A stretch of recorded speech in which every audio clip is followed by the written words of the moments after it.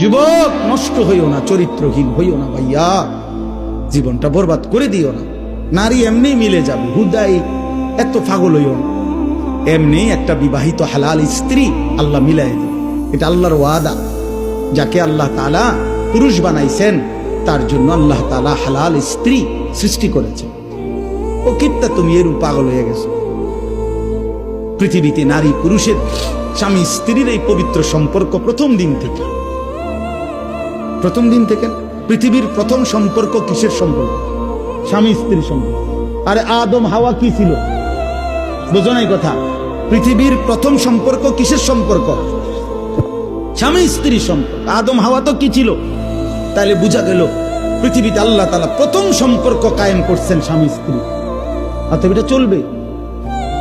এটা চলবে, অপেক্ষা করো নওজোয়ান, নষ্ট হইও না। সারা রাত নারী দেখো না, ছবি দেখো না।